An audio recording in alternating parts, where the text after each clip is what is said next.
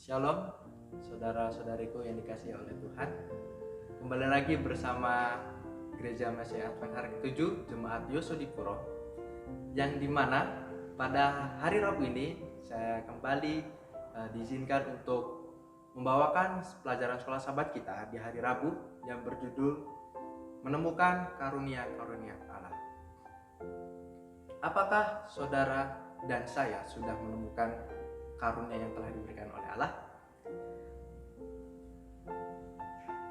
Seperti apakah atau bagaimanakah caranya ketika kita untuk menemukan karunia-karunia yang telah dikasih oleh Allah? Di pelajaran hari Rabu ini kita mempelajari mengenai janji dan juga cara menemukan karunia-karunia tersebut yang diberikan oleh Allah. Di pelajaran hari Rabu ini dikatakan bahwa Allah berjanji bahwa gerejanya akan memanifestasikan semua karunia Roh Kudus tepat sebelum kembalinya Tuhan kita. Janji-janjinya pasti. Ia telah memberi kita kesaksian Roh Kudus di dalam hati kita untuk membimbing kita masing-masing memahami karunia yang telah Dia berikan kepada kita. Allah lah yang memberikan karunia dan Allah melalui Roh-Nya yang mengungkapkannya kepada kita. Jadi Allah memiliki janji yang pasti, dan janji itu tidak akan dipungkiri seperti janji manusia yang biasanya manusia lengah terhadap janji yang telah diberikan. Lalu bagaimanakah cara kita untuk menemukan karunia-karunia yang telah Allah berikan? Terjawab di dalam Lukas 11 ayat 13, Yakobus 1 ayat 5, dan juga Matius 7 ayat 7, yang dimana dalam 3 kitab itu terjawab semua bagaimana cara kita menemukan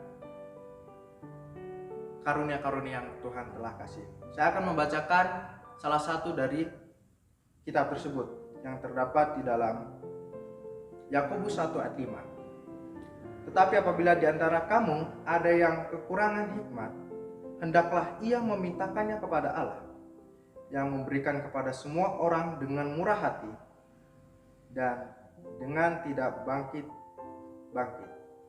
maka hal itu akan diberikannya kepadanya. Jadi pada intinya kita harus meminta kepada Tuhan kita, dan Tuhan pasti akan kasih jika kita meminta. Seperti di dalam Matius 7 ayat 7 mengatakan bahwa mintalah maka kamu akan diberi, carilah maka kamu akan mendapatkan, ketoklah maka pintu akan dibukakan bagimu. Jadi saudara-saudari yang dikasih oleh Tuhan, jangan pernah ragu, sekalipun jangan pernah ragu untuk meminta kepada Tuhan. Kita meminta kepada Tuhan, bukan kepada siapapun, bahkan kepada manusia.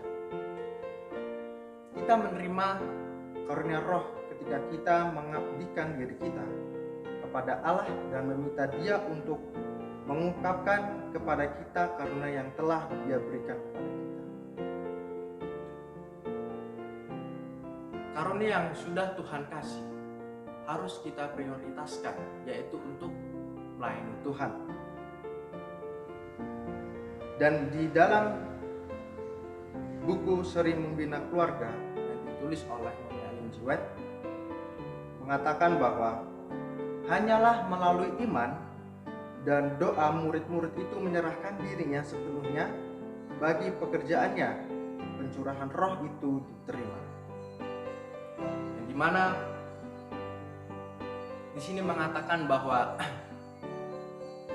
ketika murid-murid Tuhan sedang menjalankan misinya,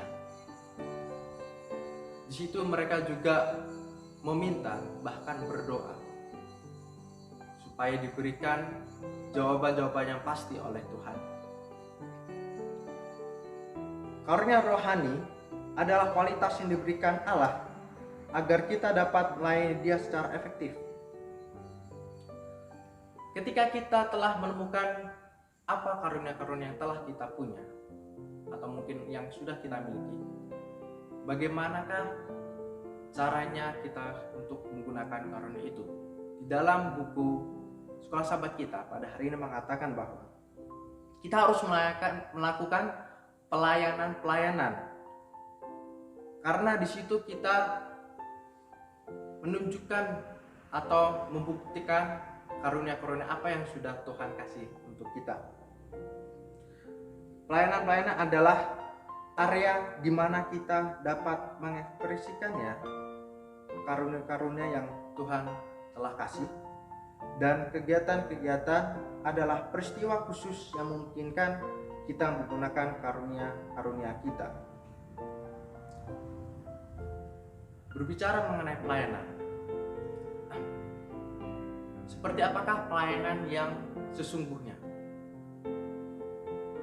Pelayanan sesungguhnya adalah pelayanan kita di luar gereja, karena di situ semua orang melihat dan orang dapat mengetahui seperti apakah anak Tuhan tersebut.